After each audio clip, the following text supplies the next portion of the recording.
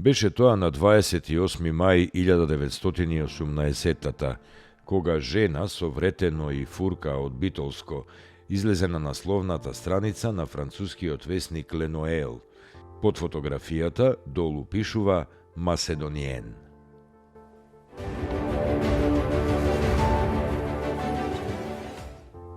Беше тоа на 28. мај 1928 кога на Скопскиот аеродром на просторот на некогашната Јурија, сегашната населба аеродром, слета првиот авион на тогашното друштво за воздушен превоз Аеропут.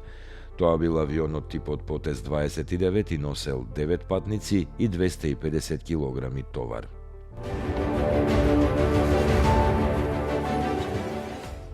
Беше тоа на 28. мај 1961 кога по 78 години сообраќај на линија Париз-Истанбул престана да функционира возот Ориент Експрес. Беше тоа на 28. мај 1961 кога на стадионот на ЈНА во Белград македонскиот фудбалски клуб Вардар го победи Вартекс од Вараждин и за прв пат го освои југословенскиот фудбалски куп.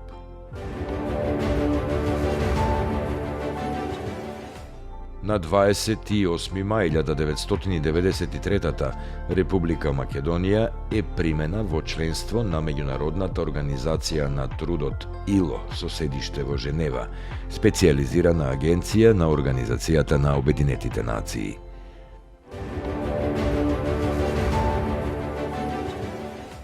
На 28. мај 1994 во Битола е отворено првото меѓународно графичко триенале. На 28. мај 1822 во Берово е роден Илија Марков Малешевски.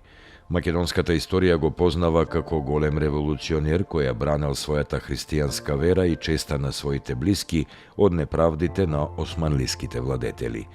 Со своето дејствување станал еден од најистакнатите ајдутски војводи не само во Македонија, туку на целиот Балкан.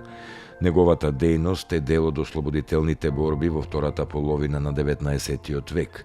Учествува во Разловечкото и Македонското, односно Кресненското востание. Дејствувал најдолго од сите македонски војводи. За своите воени заслуги е одликуван со српски, руски и бугарски воени одликувања. Умрел во Кюстендил на 29 април 1898.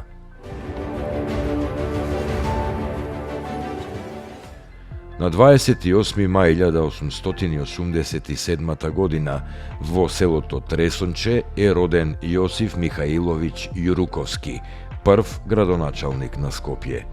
За време на својот речиси 10-годишен мандат, активноста ја насочил кон модернизација на Скопје и комунално уредување. На почетокот на 1929-та го направил Генералниот регулационен план на Скопје според идејниот план на Димитрije Талеко од 1914-та и извршил геодетски премер на градот. Со цел да го заштити Скопје од поплави, го изградил насипот на Вардар во градскиот парк, го регулирал течението на Серава низ Чаир и Топана, кои биле често поплавувани. За потребите на електрична енергија на градот ја изградил и термоцентралата под Кале. Свесен за иднината на Скопје и невозможноста таа да се развива без струја, ја започнал изградбата на хидроцентралата Матка. Во истиот период почнува изградбата на водоводот во Рашче, што представува исклучителен градителски зафат од областа на комуналиите. Во неговиот мандат се градат и повеќе училишта и многу капитални објекти препознатливи како скопски белези. Меѓу нив и Народното собрание, Општинската зграда, Градска болница, Хигиенскиот завод, Заводот за социјално осигурување, Старата железничка станица, Народната банка, Трговско-индустриската комора Метропол, Лекарската комора, Домот на Сојузот на инженерите и архитектите, Офицерскиот дом, Конзервната фабрика Вардар, Бетонските мостови на Вардар и други капитални објекти. Јуруковски почитнал на 11 март 1941 за време на хируршки зафат во Скопската клиника за вадење на слепото црево. Na 28. maj 1995. godina umira Isak Sion, учесник во Народно-ослободителната борба од Штип, делегат на првото заседание на АСНОМ и носител на партизанска споменица.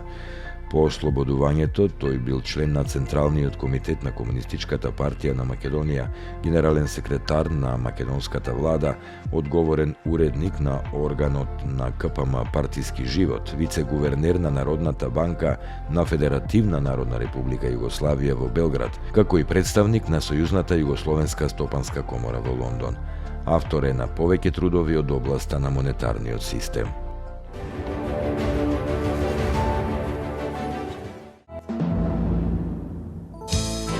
Opasno sum ljuben vo tebe.